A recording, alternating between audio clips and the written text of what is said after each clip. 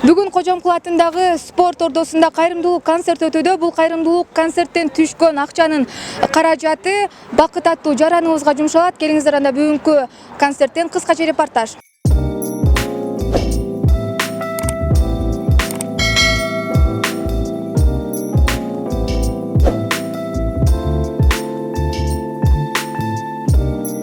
Концертте биринчи ырчы кыз чыгып, саламатсыздар, мени мырдат коеюн деп шылшып калды. Биз алып берип дедик да, пысымга дегендер кулдулар чыксын дедик. Seniki de şaka çok. Orada ben otur, bunlar normalde sıra verip atmayın mı buna? Normalde sıra verip atmayın mı? Oynasanız mı? Siz ayılda töröt meselesi kanday olup atar. Töröt? O gelinler kanday töröt atar. Gelinlerden töröt mü bunu? Çok kanday bir daha. Töröt. Жақсы. Енді саны көбейтіп дейсің бе? Көбейтіп, жақсы. Құдай бұйырса, жақсы наристелер көп, төлейлеп атса, тем ошолор бары эле чоңойот, Құдай бұйырса. Так, бұл денсаулық деген адамның денсаулығы екен да биринчи байлық. Ошо балдар кийин чоңойгондо каяка барат? Сразу эле түз Россияга кетип калмак беле. Айылдын ортосунда дөң бар болчу, ошону сүрдүргөнбүз. Орда спорт комплекси курганбыз. Ичинде 2 шахмат, 1 топ бар. Құдай бұйырса, акча каражат чилсе, дайыр таап алып коёлду, атабыз жана балдар ойносун. Мен айылды кыдырып жүрүп айлап көт деп издеп жүргөндү айттым. Айлап көтөргөн мен Алтынбек Ажалиев деп. Кандай иш десе, ал аялынан коркот дейт, ошого жооп берчи. Камера. Мен аялынан коркот дедим. Сен аялынан коркот дейт. Сен ушу суроону берип атасың, сен коркот болушуң керек. Мен коркпойм, эмне корком? Эмне коркпойсуң? Мен аялыман эмне корком мен? Мен бойдокмун да, эмнеге корком? Так ошо сен коркоксуң да? Эмнеге? Үйленбей жүретін қорқып. Сізді аялынан қорқаттым, біз Түркияны айтып атпайым, аялын көргенде. Жоқ, мен не қорқам мен? Кім айтты қана, кім айтты?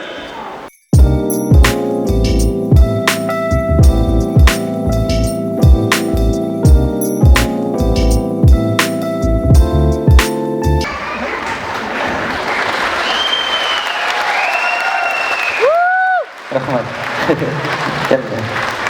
Анан ардайым ушундай оюмда бузулуп кетти. Ардайым ынтымактуу бололу, биримдиктүү бололу, сиздерге ыраазычылык. Анда эмесе кийинки ырдырдай берейин, Анан жалпы ушул жердеги бир туугандар Торкен эли мындай ар бир негизи эле бир айыл бир туугандай болуп калат. Ошондуктан кийинки чыгарма бир туугандарым деген чыгарма болсун, кабыл кылыңыздар. Жердеш айылдаш экен да. Ошолор айтышып, аларга мен ишенем, ошон үчүн келип, өз мисалымды кошуп кетейин дедим. Кайрымдуулукка бесплатный келип, өзүбүздүн чыгымыбызды өзүбүз көтөрүлө келип, кеттип ырдап жүрөбүз. Анан платный ырдаганыңызда канча ырдайсыз? Платный, кайрымдуулукка бесплатный ырдайм. Жакшылап угуп алыңыздар деп элет. Анан платный болгондо эми $200-300.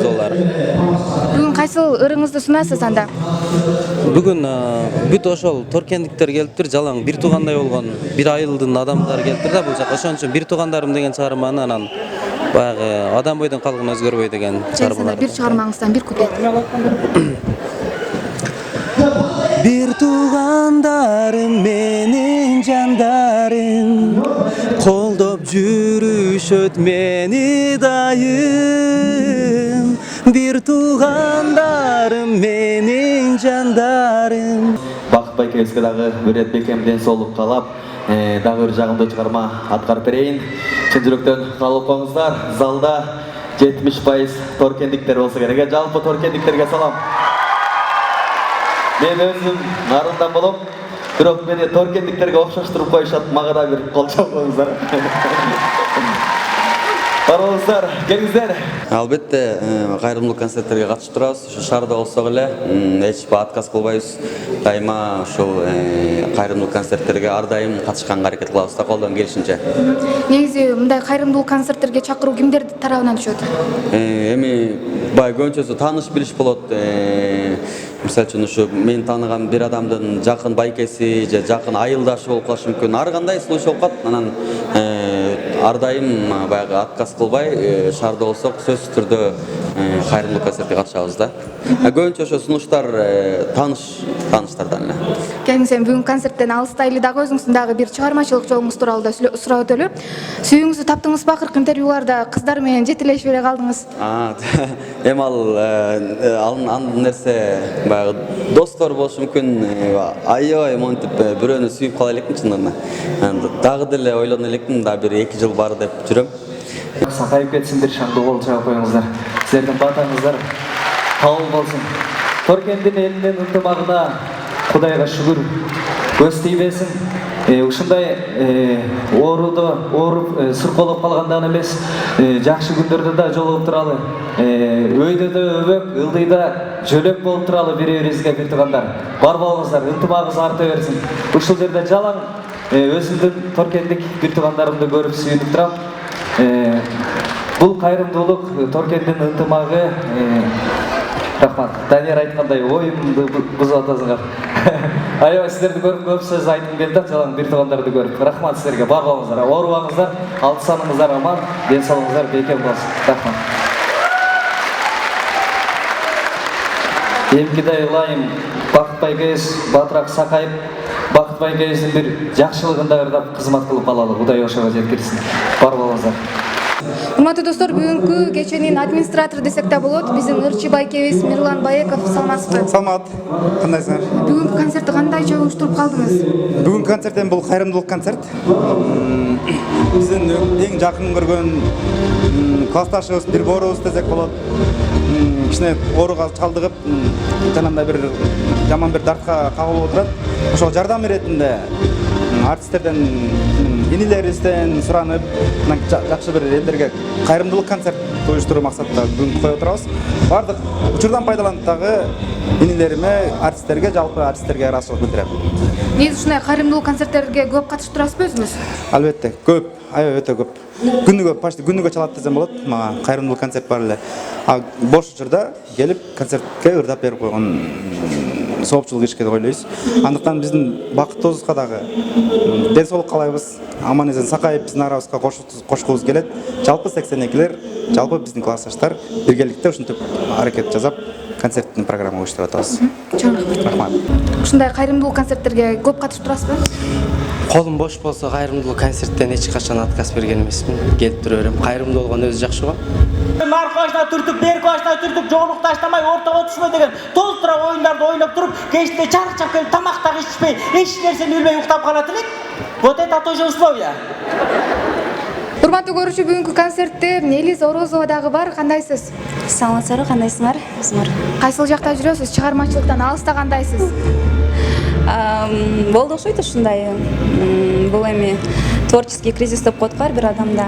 Ошондой болду окшойт. Изденүүнүн үстүндө жүрдүм. Эми азыр жаңы ырларды жаздырып, буюрса элге тартууга баштадым. Ошол. Кайсыл тармактагы ырлар менен алектенип жатасыз? Бул эми ар кандай, мен өзү бир стилде кетпейм. Мен ошол фольклордук стилде деле мындай элдик ырларды деле аткарып жүрөм, ошондой эле эстрададагы ырларды аткарып жүрөм.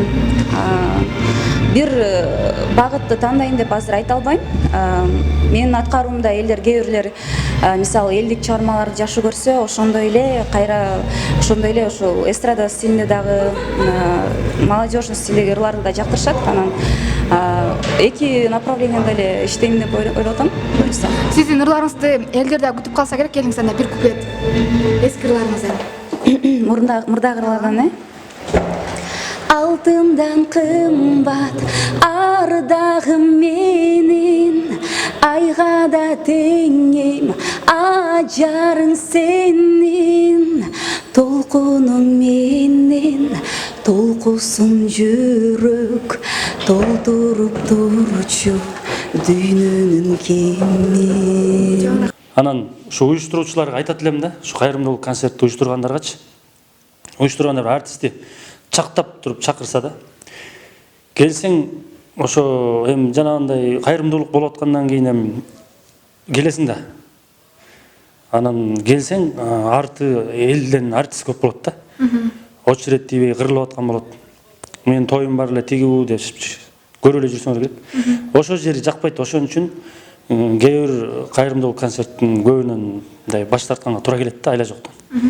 Бүгүн элди күлдүргөнү, жакшы маанайга чыгарганы келдиңиз. келиңиз биздин көрүүчүлөргө дагы жакшы маанай тартуулап кетсеңиз анекдот айтып бересиз балким. Анекдот айтып берейин. Ушу ооругандар болбосун, эч ким оорубасын, элдин баары ден соолук каалайм бүгүнкү жигитке дагы. Бир 3 боюндар келин остановкада туруптур. Үчөө тең ушу биринен бири сурап калат экен да. Биринен бири сурайт экен, сиз эмне күтүп атасыз? Мен эгиз күтүп атам дейт экен. Ушу мэриядан үй алайын деген план боюнча баштаганбыз ишти депчи. Кийинкисинен болсо сураса, сиз эмне күтүп атасыз? Биз эркек уул күтүп атабыз дейт экен. Жакшы экен. Үчүнчүсүнөн сурайт экен, сиз эмне күтүп атасыз? Мен болсо 38-чи автобусту күтүп атам дептир.